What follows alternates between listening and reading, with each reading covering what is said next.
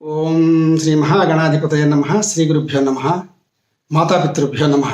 వాగర్ధావివ సంపృక్తౌ వాగర్ధ ప్రతిపత్తయే జగతః పితరౌ వందే పార్వతీ పరమేశ్వరౌ. కాయ్ TV media ప్రేక్షకులకు నమస్సుమాంజలి. మనం ఇప్పుడు ప్రయాగరాజ్లోని త్రివేణి సంగమంలో ఈ పూర్ణ కుంభమేళా సమయంలో మౌని అమావాస్య రోజున స్నానం చేస్తే కలిగేటటువంటి విశిష్టమైన ఫలితముల గురించి సోదాహరణపూర్వకంగా తెలుసుకుందాము. 144 సంవత్సరముల తరువాత ప్రపంచములోని అతిపెద్ద ఆధ్యాత్మిక సమ్మేళనం అందరూ కలుసుకోవటం అనేది ప్రయాగరాజులో జరుగుతున్నది. ఇది చాలా విశేషం అన్నమాట. ఇంతమంది కలయిక ఈ భూమి ఇంకెక్కడ జరగదండి. అంత గొప్ప పూర్ణ కుంభమేళా ఇది. మహాకుంభ అంటారు. ఇది మనకు 2025 సంవత్సరం జనవరి 13వ తేదీ పుష్యమాసం పౌర్ణమి మొదలుకొని ఫిబ్రవరి 26వ తేదీ మహాశివరాత్రి వరకు 45 రోజులు జరుగుతుందండి. ప్రారంభము పవిత్రమైన రోజే భోగి, ముగింపు కూడా అత్యంత పవిత్రమైన రోజు మహాశివరాత్రి. ఎంత గొప్ప విశేషం అండి. కాబట్టి ఈ మహాకుంభమేళాలో ఇవాళకి 16వ రోజు, అంటే జనవరి 28వ తేదీ సాయంత్రం 6:30 నుంచి జనవరి 29వ తేదీ సాయంత్రం 7-7:30 వరకు ఈ మౌని అమావాస్య ఉందండి. కాబట్టి ఈ మౌని అమావాస్య రోజున ఒక్క రోజునే దాదాపు 10 కోట్ల మంది వచ్చి పుణ్యస్నానాలు ఆచరిస్తారని చెప్పి ప్రభుత్వం వాళ్ళు అంచనా వేశారు. ఇప్పటికే ఈ రోజుకు 1 కోటి మంది చొప్పున 16 కోట్ల మంది మునిగారండి.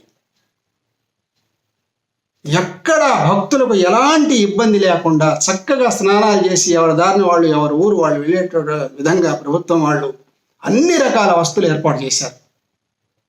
కాబట్టి లెక్కకు మిక్కిలిగా ఈ మహాకుంభమేళాలో పాల్గొంటున్నారు. ఎందుకంటే 144 సంవత్సరాల తర్వాత వచ్చేటటువంటి మహాకుంభమేళాను మళ్ళీ మనం చూస్తామో చూడమో అని చెప్పి భక్తులు చాలా భక్తితో వచ్చి స్నానాలు చేస్తున్నారు. అయితే మనకి ఇప్పుడు చెప్పుకోవాల్సిన విషయం ఏంటంటే మౌని అమావాస్య జనవరి 29వ తేదీ బుధవారం దాదాపుగా 10 కోట్ల మంది వస్తారని ప్రభుత్వం అంచనా వేసిందని చెప్పుకున్నాం.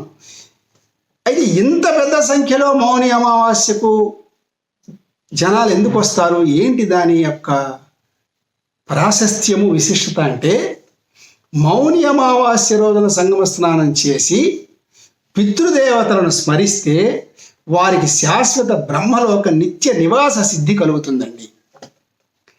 అంటే ఇక్కడ బృహస్పతి వృషభ రాశిలో, సూర్యుడు మకర రాశిలో ఉన్నప్పుడు ఈ ప్రయాగరాజ్ కుంభమేళ త్రివేణి సంగమంలో వస్తుంది. కాబట్టి ప్రతి ఒక్కరూ జీవితంలో ఒక్కసారైనా పాల్గొనాలి అని చెప్పి ఉవ్విళ్ళు అవుతారు. నదీ స్నానం, పితృ కార్యక్రమాలు, దానాలు ఇవన్నీ కూడా ఈ మౌని అమావాస్య రోజున ప్రధానమైన విధులండి. ఉపవాసం కూడా ప్రధానమైన విధే. బ్రహ్మచర్యం, అలాగే భగవన్నామ స్మరణ. ఎవరైనా అనారోగ్యంగా ఉండి వాళ్ళు కూడా కుంభమేళాకు వచ్చి స్నానం చేయాలని చెప్పి ఆసక్తి ఉంటే వాళ్ళు కొద్దిగా పాలు, పండ్లు, అల్పాహారం సేవించవచ్చండి. ఎందుకంటే శరీరాన్ని పడుకోబెట్టి మనం దేవుడికి పూజ చేయాల్సిన అవసరం లేదు. కాబట్టి వాళ్ళు ఆ రాయితీ తీసుకోవచ్చు. అలాగే మనకు సాత్విక ఆహారము, దైవ చింతన ఇవన్నీ ముఖ్యమండి.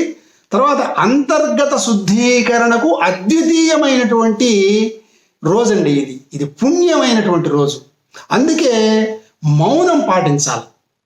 ఎట్లా అంటే అట్లా మాట్లాడకూడదు, అనుచితమైన మాటలు మాట్లాడకూడదు. మౌనం వీలైనంత వరకు మౌనంగా దైవభక్తితో, పితృభక్తితో నదీ స్నానాలు చేస్తూ కార్యక్రమాన్ని గట్టెక్కించాలి. ఇవన్నీ ప్రధానమైనటువంటి నియమాలు అన్నమాట. కాబట్టి అసాధ్యం ఉందండి, ఇవన్నీ సాధ్యమైన విషయాలే. తర్వాత ఇక్కడ విశేషం ఏంటంటే ఈ మౌని అమావాస్యలో ఈ సంవత్సరము మనకు సూర్య నక్షత్రమైన ఉత్తరాషాఢ, చంద్ర నక్షత్రమైనటువంటి శ్రవణం 2 కలిసి వచ్చినాయండి. ఎంత పవిత్రమైన రోజు. అందువల్ల ఇంతమంది వస్తున్నారు ఈసారి. అంటే రవిచంద్రుల సంగమము గల గొప్ప అమావాస్య ఇది. సమస్త దేవతలు నెలకొన్న అమృతకాలం ఇది. అంత విశేషం ఉందన్నమాట మౌని అమావాస్యకు.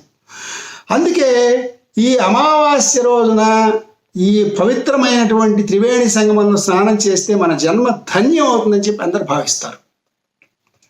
పితృదేవతలకు సద్గతులు కలుగుతాయి. ఇది శాస్త్రవచనం. ఆత్మశుద్ధి, పాపహరం, గ్రహదోష నివారణ ఇవన్నీ కూడా కలుగుతాయి. ఇది పూర్వీకులకు ఎంతో ప్రయోజనము కలగజేసేటటువంటి పుణ్యస్నానం, అంటే అమృత స్నానం. ఈ రోజున ఏంటంటే నాగ సాధువులుగా, అఖండాలుగా కొత్తగా వచ్చిన వారు మారిపోతారండి, సన్యాసం స్వీకరిస్తారు. ఆ విధంగా ఈ కుంభమేళాలో ఇప్పటికే దాదాపు 3 లక్షల మంది మారి సన్యాసులుగా వెళ్ళిపోయినారు, నాగ సాధువులుగా అని చెప్పి ప్రభుత్వం అంచనా వేసింది. దానికి అలా మారడానికి అనేక కారణాలు ఉంటాయి. అలా మారిపోతారు భక్తులు. ఎందుకంటే ఈ మౌని అమావాస్య రోజున ఈ త్రివేణి సంగమ క్షేత్రంలో పుణ్యస్నానాలు చేసేటటువంటి అవకాశాన్ని ఎవరు వదులుకోరు. ఎందుకంటే ఎగిరిపోయిన పక్షి, గడిచిపోయిన కాలం, చేజారిన అవకాశం మళ్ళీ రావు కదా, వెళదాం అని చెప్పి అందరూ కూడా అనుకుని ఉంటారు. ఎందుకంటే ముఖ్యంగా ఈ మహాకుంభలో, ఈ సంగమంలో స్నానాలు చేసే వాళ్ళంతా కూడా చక్కగా సంకల్పం చెప్పుకొని, అందున తల్లిదండ్రులు లేని వాళ్ళు పితృపితామహ ప్రపితామహులకు స్వధానమస్తర్పయామని తర్పణం వదలాలి. అట్లాగే మాతృపితామహి ప్రపితామహులకు తర్పణాలు వదులుకోవాలి. వసు, రుద్ర, ఆదిత్య రూపాలుగా భావించి వాళ్ళు వదులుకుంటారు. చాలా ప్రధానమైన విషయం. వస్తే మనం చేసుకోవటం, లేదంటే గురువు గారి చేత సంకల్పం చెప్పించుకొని పితృ కార్యక్రమాలు చేయించుకోవటం. తర్పణము, పిండ ప్రదానము ఇవన్నీ ప్రధానంగా చేయవలసినటువంటి కృత్యములు. అయితే ఇక్కడ ఏంటంటే ఎవరైనా కూడా భౌతికంగా కానీ, మానసికంగా కానీ, ఇంకొక విధంగా కానీ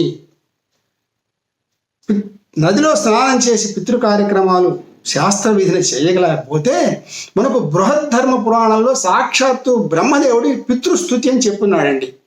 నమో పిత్రే జన్మదాత్రే సర్వదేవ మయాయ చ సుఖదాయ ప్రసన్నాయ సుప్రీతాయ మహాత్మనే, అట్లా 7-8 శ్లోకాలు వస్తాయి.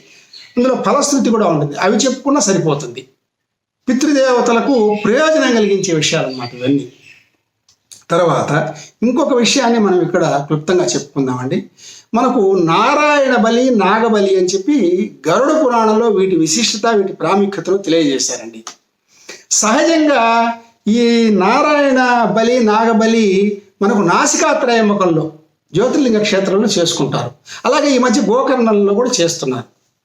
ఇది ఎందుకు చేస్తారంటే, ఎవరైనా అకాల మృత్యు వాతబడితే వాళ్ళ ఆత్మకు శాంతి కలగాలని, శరీరం నుండి ఆత్మ విడిపోయి భగవత్ సాన్నిధ్యం చేరాలని చెప్పి చేస్తారండి.